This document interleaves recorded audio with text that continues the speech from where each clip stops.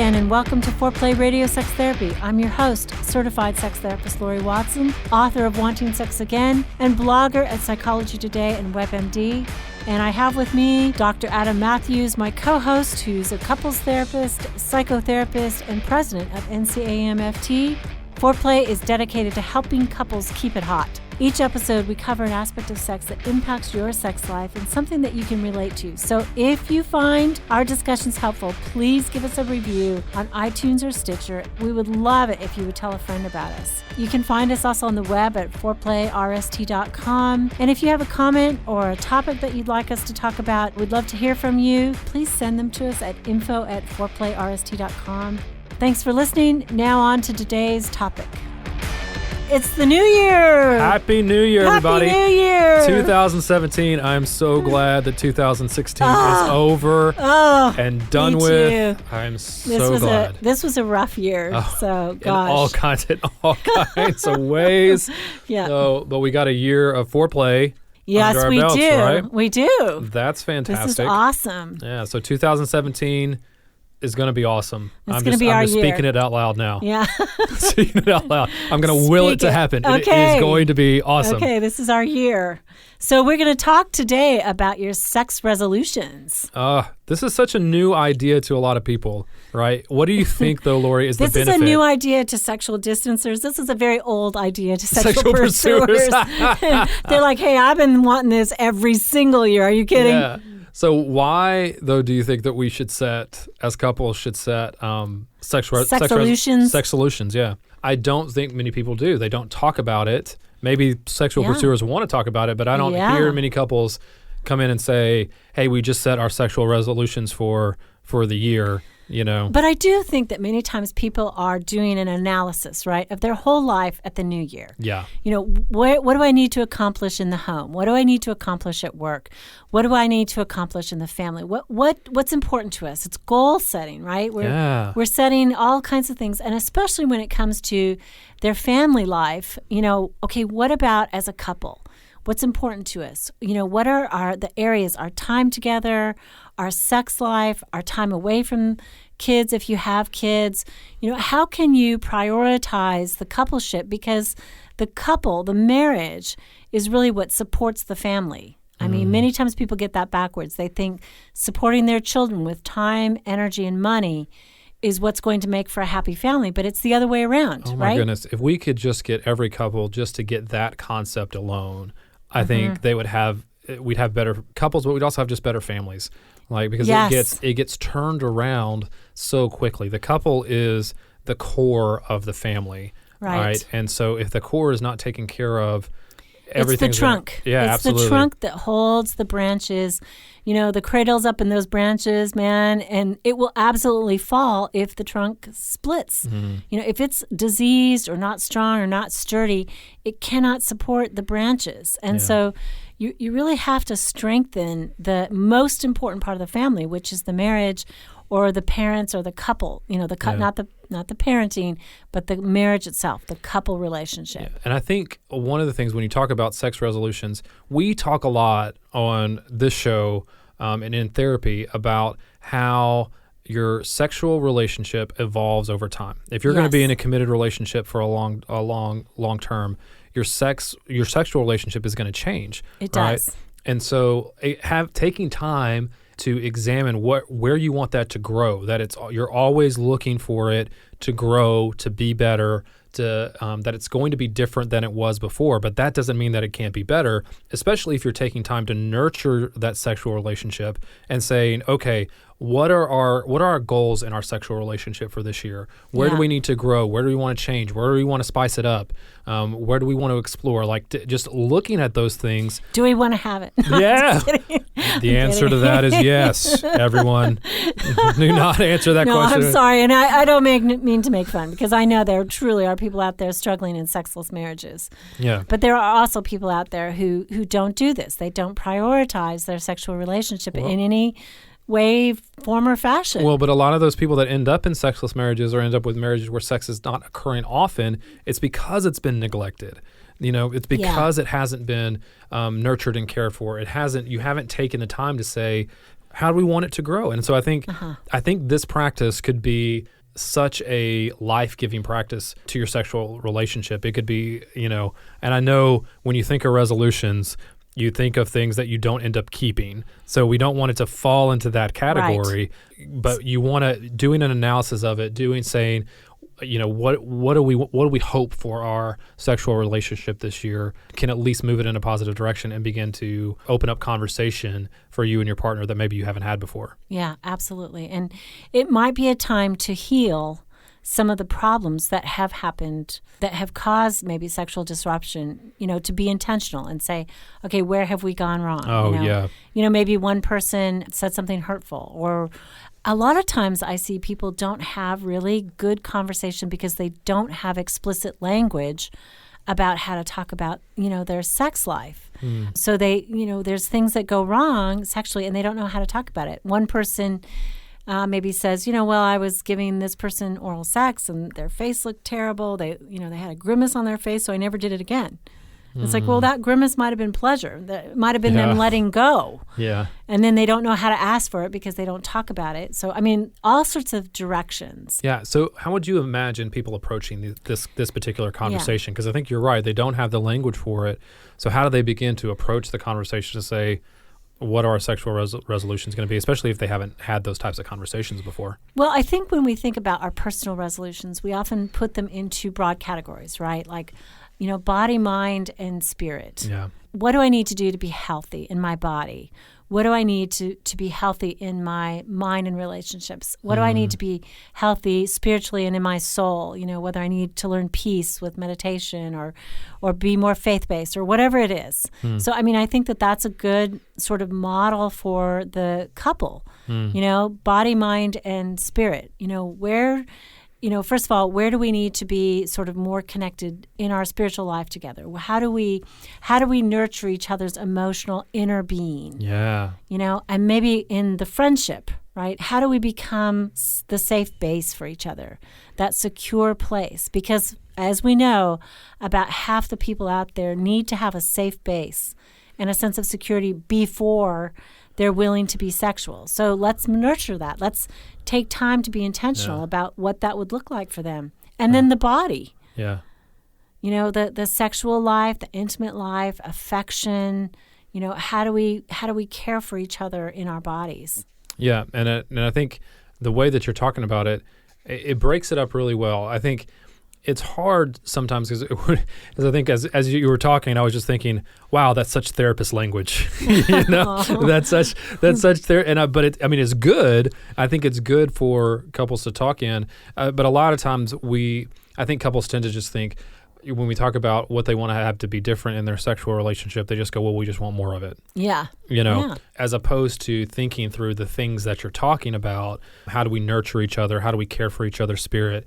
How do we create safety for each other? And being okay talking about the ways that hasn't happened in our relationship in the past, that we want it to be different in the future.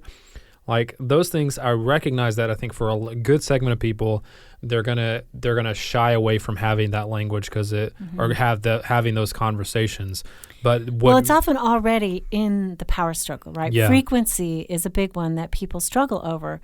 So if you come to your partner and say, "I want to make a resolution to have more sex," that could potentially be shot down so quickly. Versus maybe a more comprehensive idea about how do we care for ourselves as a couple, including these different areas, the body, the friendship, and maybe sometimes even the practical ways that you care for each other. But, I think that makes it more of a conversation. Mm-hmm. What do you need? This is what I need. This is what I'd like. But I would say definitely for couples, my wish for them as a New Year's resolution would be frequency. Yeah. That in a sense, if you don't have frequent enough sex, there is this sense of deprivation, and then everything becomes a little more frantic. And there is this difficulty with inhibition because, you haven't got naked in front of each other in 2 weeks, and now you got to get naked, and it's like, there is a force against you when that happens. Yeah, and I think it does lead to more. That conversation that you're talking about leads to more frequency. Sure. Like I think that's what it's kind of like when we're just lowering our shoulder and trying to ram our shoulder into the locked door, so to speak, and just knock it down by sheer force. That's the I just want to have it more frequently, question. But, for the sexual distancer, frequency works because more orgasms actually feeds libido. It feeds sexual desire, especially for females who don't have testosterone that feeds them to make them want to have sex. Orgasm helps them want to have sex, so frequent orgasm helps them. And also for the sexual pursuer, frequent orgasm calms them down and gives them a sense of, okay, I don't have to be frantic about this. It is coming. Yeah. So it helps them. So frequency really is an important aspect, I think, of our sexual relationship. I think I just want to see couples talk about it, not just with that question. Sure. I want them to talk about It's too narrow. Yeah, it's too narrow. I think all the things that you're talking about, emotional safety, caring for the spirit, like caring for each other's needs there, like that's the soft start to talking about frequency. That is. Right? That's the soft start that really kind of helps ease you into a conversation. Because I think when you come in and just say, hey, our resolution is I want to have it more. Yeah. Like then it's dead. The conversation is dead. It's dead. And it creates a defensive response in your partner that I don't think you want. That's going to get not get the conversation going. Yeah. But I think a conversation of what makes you feel safe, what do you need in this relationship that would make you feel nurtured and loved? Yeah. And if you're the sexual pursuer, really being open to that your partner's response may not be, I need more sex. Oh, yeah. And not being anxious about that. Yes. Like, that doesn't mean that you won't have enough sex, but that may not be their starting point. Yeah. They may need, I need to be out with you. I need more time with you. I need more talking. It's like, be aware of that is a genuine need and be open to it. And just as you represent yourself and say, I think these are great things. How can we get both of these needs met? And I need more sex. That's what makes me feel safe. Well, and I think that leads into the body conversation, which I think can then be about how you actually have sex. Yeah. Like the physical act, the what you like, what you don't like, your fantasies, frequency. Oh, you were talking about such a difficult conversation. I know, but I think isn't it so much better to have that as an outcropping conversation of the safety emotionally, yes, right, than it is just coming in, and because it has to be safe to talk about things that maybe your partner's not doing that you really want them to do. Right. Or to talk about things, to broach difficult topics about fantasies that you have, or about positions that you want to try. I think we tend to just go to the physical conversation first, but I think you can have it much more safely when each of you feels like your emotional needs have been heard and met, and you can kind of raise the bar there. Yeah, I think that's great. Okay, so we'll be right back with more on sex resolutions with Foreplay Radio Sex Therapy.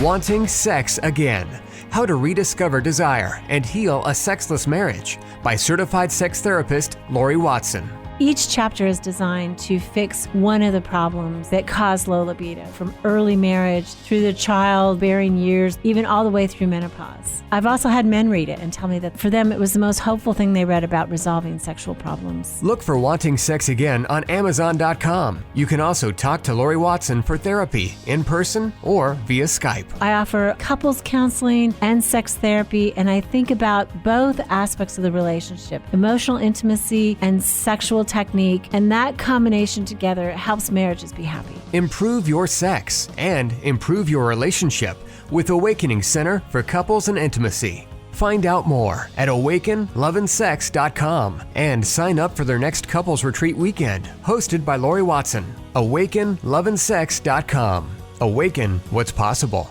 It is one of my great joys in life to be able to really help individuals and couples find strength in their relationships and really find hope again. Licensed marriage and family therapist, Dr. Adam Mathews from Mathews Counseling. I work with a wide variety of issues, including depression and anxiety, marital issues, issues with adolescence. I believe that therapy should be designed around you, that it should be personalized to who you are and to your unique situation. Therapy is available in office, online, and by phone. I want therapy to be comfortable for everyone. At our office, you'll find that we sit around a fireplace in deep, comfortable chairs, look at the problem differently, and offer practical solutions for you to take home and utilize outside of the therapy room. Schedule today and rediscover hope. You can find me on the web at mathewscounseling.net, Mathews with 1 T. You can contact us through email or phone and find a lot of resources on our website, mathewscounseling.net.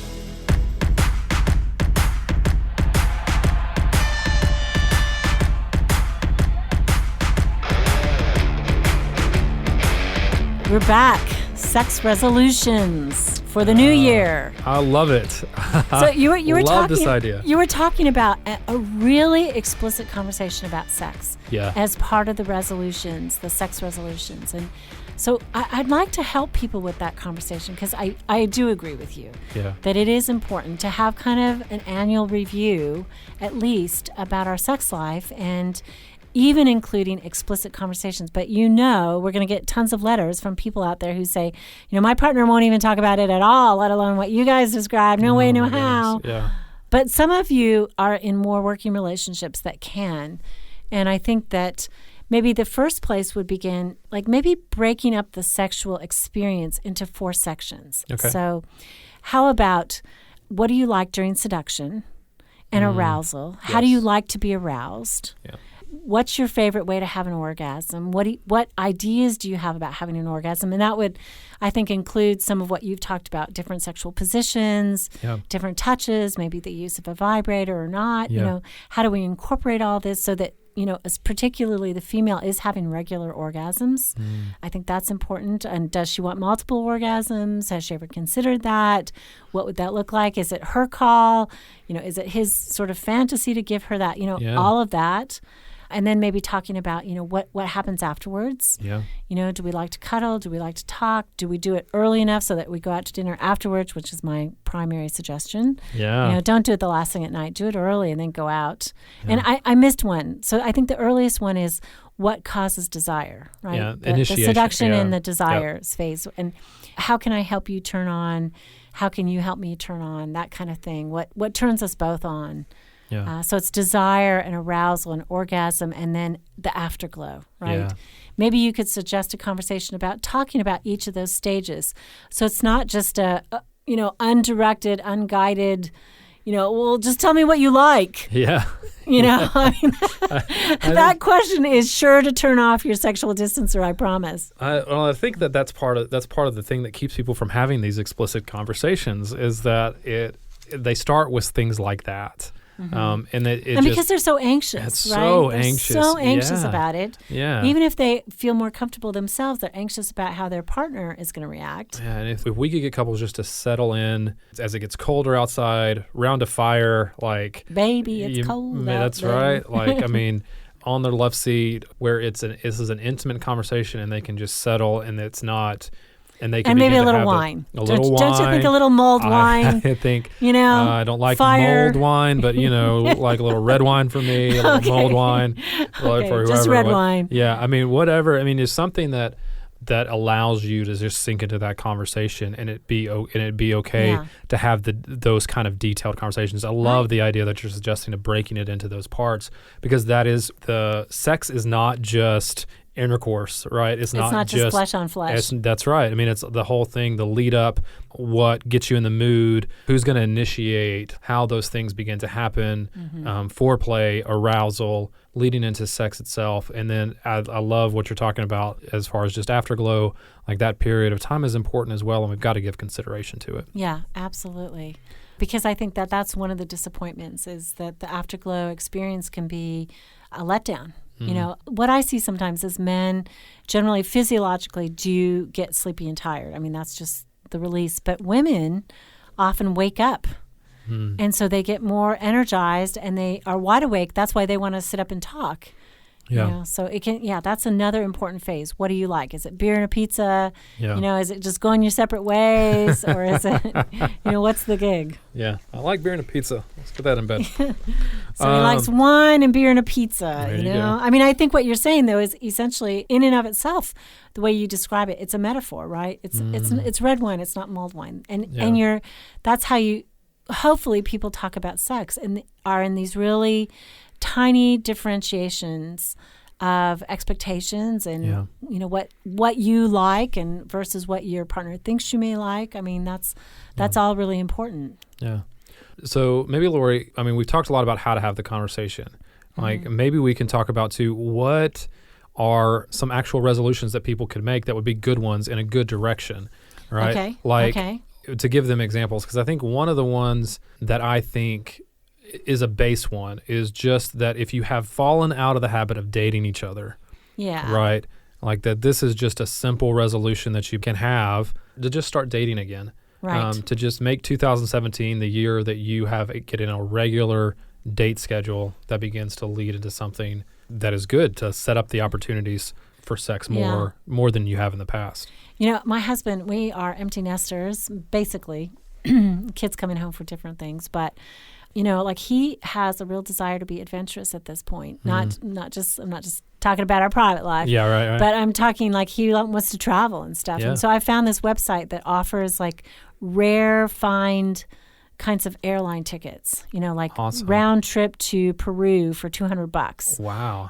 Or a round trip. I found one for France recently. They were advertising round trip to France for $400. Wow. And really cheap. And so that's, one thing I'm going to do is I'm resolving to take more time off at work and travel with him to do that. And I think it's the same sort of thing in the bedroom, right? Like, what's the adventure? So maybe it's I commit to fulfilling 2 of your fantasies this year. And maybe you have your partner give me a list of 15 fantasies and just pick 2 and say, these are ones I could manage. I think that's great. Yeah, because you're saying you're not committing to everything, but you're picking 2 that you can. Yeah, you're picking 2 that you can do. Yeah, absolutely. I think another one that I really like is the idea of there's all kinds of workshops out there about how to have better sex. Yes. Right? Yes. And I think finding one in some city that you want to visit, right. And being intentional about your sex life and about learning more. I think resolving to go to a workshop about sex, it can be uncomfortable at first, but I think you can leave, especially if you make it a whole weekend, away.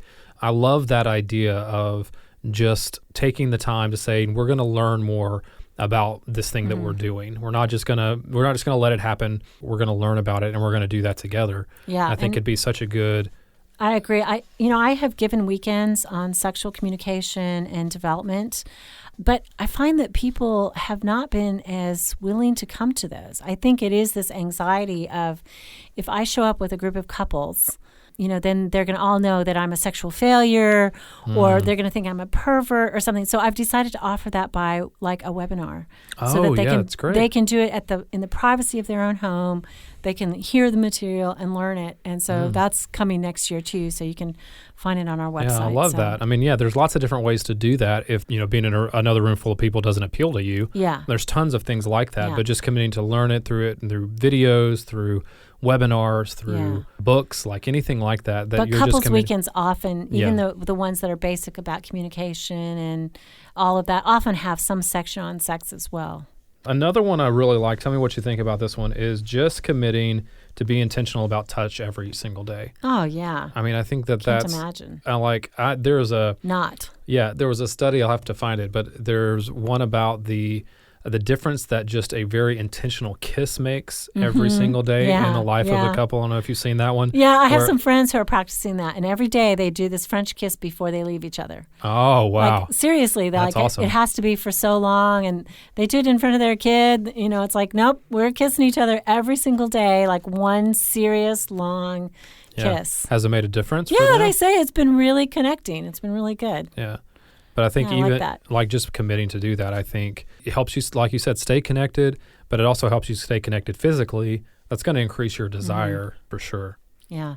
I would say committing to variety, like once a quarter, do something a little different, whether it's you have sex in the living room or you put on something sexy or something that is out of the ordinary, just to, so that you break the routine of it's sex at night, it's sex in the bed. It's like do something different every quarter. Yeah. Find something that is fun. Yeah. That really does keep it hot. It keeps it spicy. It keeps it different. It keeps it from falling into that routine that is so easy to fall out of. I think when it's the same all the time, you end up neglecting it, right? I mean, you end up you're not going to be as intentional about it when you know that there's something that's coming that's going to be different, that's going to be better for you. And what I would suggest is make your resolution and make the plan. Yeah. And put it on the calendar. I love that. So that it's not just something, I will do this, but it's like, do it right then. Figure out your 4 different things that you're going to do. Figure out the date you're going to do them on. And write it down then. I mean, that way it doesn't just slip out of your mind and you forget about it. But have the plan. Develop that as part of your resolution. And I know some of you out there are thinking, only 4 times a year and every other time we got to just like stir the oatmeal. That's not enough. I want to do something different every single time. And it's like, I know you're the sexual pursuer, but I'm really speaking to the sexual distancer to initiate variety 4 times a year in some way that is new and different. Yeah. I think what we're talking about is just you're nurturing your sexual relationship. So I think there's a wide variety of things that people could resolve to do in their sex life, but whatever it is, I mean, you can find all kinds of ideas online. Right. You can, call one of us, we can give you ideas, but I think whatever it is, it's about nurturing that sexual relationship. It's about being intentional and purposeful and growing your sexual relationship over the months of 2017. 2017. Can you believe it? Yep. Sex resolutions. Well, thank you. And we look forward to a great year with you with more Foreplay Radio Sex Therapy and your host, sex therapist Laurie Watson, and couples therapist Dr. Adam Mathews. Happy New Year, everybody. Happy New Year. Hey, help us stay on top here at Foreplay. We'd love it if you would subscribe and share it with your friends. And please take 1 sec and rate and review us. Thanks so much.